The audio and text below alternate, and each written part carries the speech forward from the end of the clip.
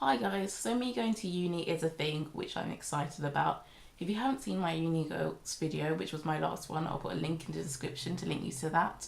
And while I was at uni, I was hoping to take an elective in German, but it turns out that my uni only offers beginners courses in German, which would be a bit silly for me to take because I already have an AS level in German.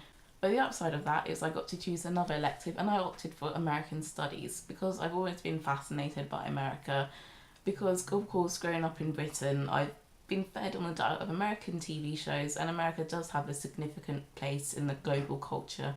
So, given my dedication to TV, and given that lots of the TV I have watched has been American, I obviously know a ton of stuff about America. For examples, real Americans spell America with an U replacing the first E. In America, instead of showing Doctor Who, they show Inspector Space Time. And also, in the not so distant future, America is going to join with China to form an organisation called the Alliance. In case you didn't get those references, Inspector Space Time is the spoof of Doctor Who by the TV show Community, which is American, and I really love Community. And also, the Alliance is the name of the fusion of America and China in this imaginary future in Joss Whedon's Firefly. I have just finished watching Firefly for the first time, and this morning I watched Serenity, which is the film that follows after. And all I can say is, if I end up making a whole video on Firefly, which I might do, it will contain spoilers and tears.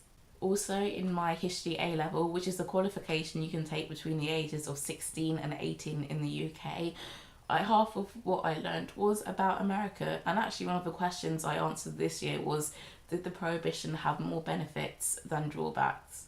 The answer to that is a very simple no. And as part of that A level in year 12 or grade 11, I learned about the American Civil Rights Movement. And that was really a steep learning curve to me. Looking back at the start of that course, I seemed so naive compared to what I know now.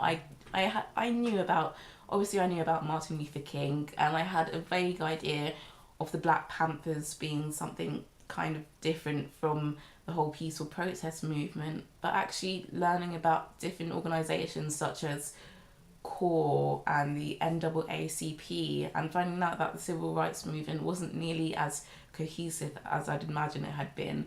But of course I found it really interesting to learn about, so I get to do more about America at uni now. American Studies isn't all history, which I will be glad to do something other than history in my course, a bit of variety. For example, we look at American pieces of literature as well.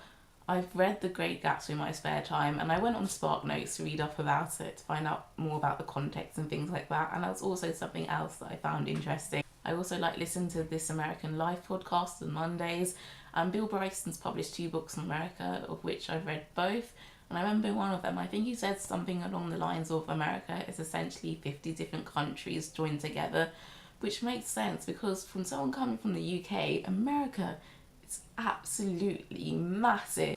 In the Magic Key behind the scenes part of YouTube, I've learned that the country which has the highest number of people subscribed to me is the United Kingdom. Good old Blighty.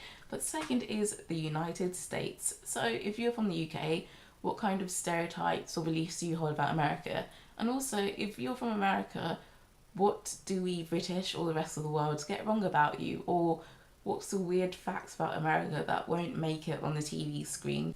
But whether you come from America or Britain or one of the other 194 countries in the world, I hope all of you guys are doing well. Bye.